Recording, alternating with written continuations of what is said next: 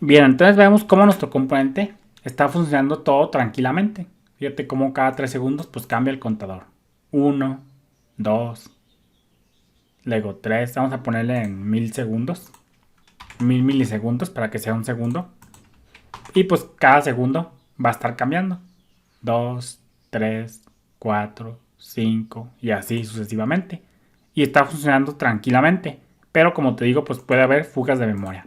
Entonces, nosotros sabemos que inicialmente cuando se monta nuestro componente, nuestra propiedad interval está igualada a null. Pero tan pronto como se monta el componente por primera vez en el DOM, se llama a this interval, que lo inicializa con un timer. Y entonces pues ahí pum, ya se montó.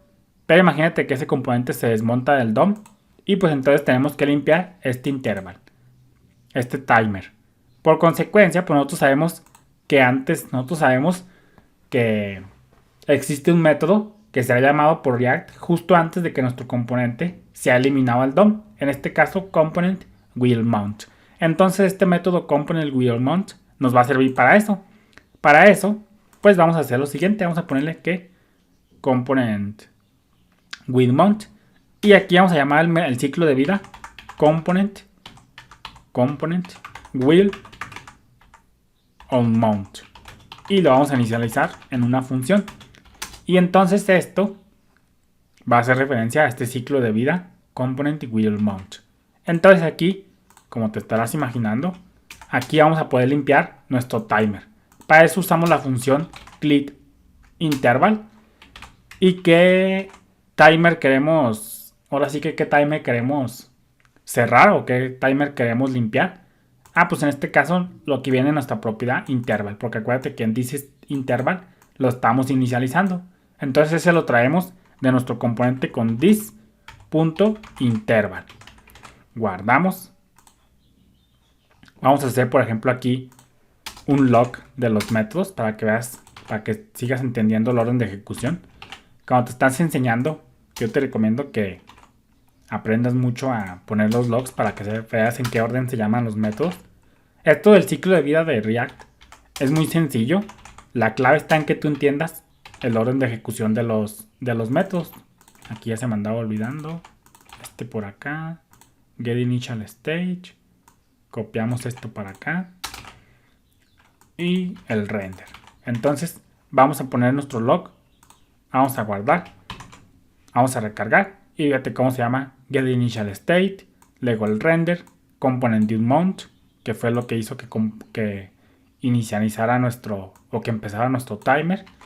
Y vemos cómo, pues como como nuestro interval está llamando a incrementar contador y contador está llamando set state, pues provoca lo que conocemos como el re-render. Acuérdate que el re-render se ocasiona por pasar nuevas props, por llamar a set state, que es nuestro caso, con el force update, y vamos a ver otro caso más después.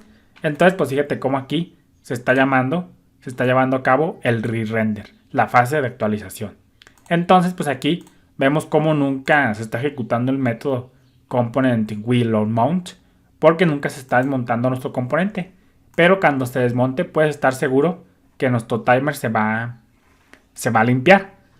Entonces, el componente se monta en el DOM y renderiza un párrafo con contador igual a 0, como ya vimos, porque el estado inicial pues es 0, como lo estamos viendo por acá. React llama al método componentDoMount, que establece un intervalo que incrementa state.count cada 1000 milisegundos y almacena un manejador en un atributo de clase como es interval, como lo estamos viendo por acá. Esto se conoce como un atributo de la clase, una propiedad de la clase. Tú ya debes saber lo que son las clases en JavaScript. Cada vez que el interval se ejecuta, se llama el método setState, como lo estamos viendo, que llevará a una llamada al método render, lo que va a provocar lo que ya vimos, el re-render, como lo estamos viendo por acá. Básicamente el re-render, como te puedes observar en nuestro diagrama, básicamente la fase de updating se lleva a cabo llamando al método getDerivedStateFromProps. Luego se llama el shoot should_component_update, luego el método render y luego el método component_update. Básicamente se ejecutan igual en este orden hacia abajo. Entonces eso está pasando detrás de las escenas. Entonces, eso por un lado. Antes de que el componente sea eliminado del DOM, antes de que nuestro componente se quite del DOM, React llama al método component_will_mount, que a su vez llamará a la función clearInterval en el handle this.interval, porque acuérdate que en nuestra propiedad, la tenemos por acá, déjame ver, en nuestra propiedad interval tenemos nuestro timer, entonces pues aquí la estamos limpiando tranquilamente. Este ejemplo también muestra que puede ser simplemente almacenado en los atributos de clase de los componentes y no tiene que vivir en el estado o las props.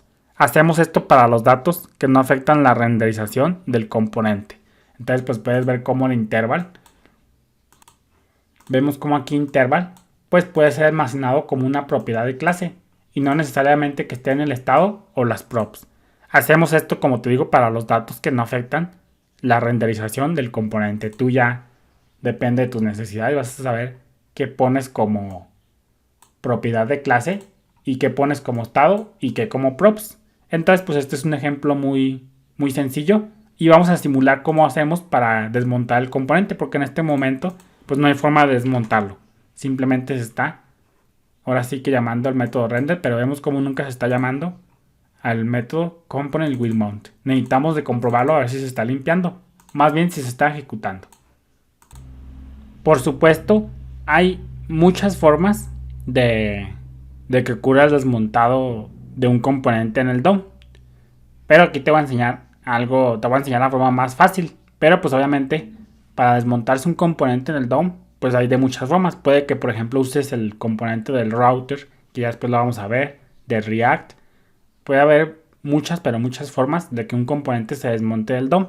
Aquí vamos a ver una, ahora sí que bastante sintética para fines educativos. La aplicación de React, como te digo, como lo hemos visto, es siempre, y como lo estamos viendo, es siempre una composición de componentes. O en otras palabras, un árbol de componentes. Porque acuérdate, como yo te dije, déjame abrir el diagrama. La aplicación de React básicamente es un árbol de componentes. Porque como ya vimos que un componente, por eso le puse C de componente, pues un componente, pues a su vez es una aplicación de React, es siempre una composición de componentes.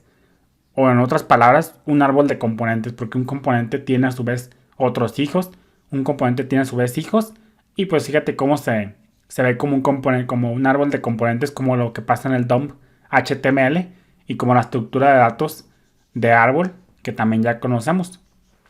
Esto significa que cada componente tiene un componente padre que lo renderiza. Esto es lo que va a pasar siempre en React. Casi siempre un componente tiene un componente padre que lo renderiza. Casi siempre va a ser así. Esto solamente es una declaración falsa, por ejemplo, para el componente raíz, generalmente llamado app.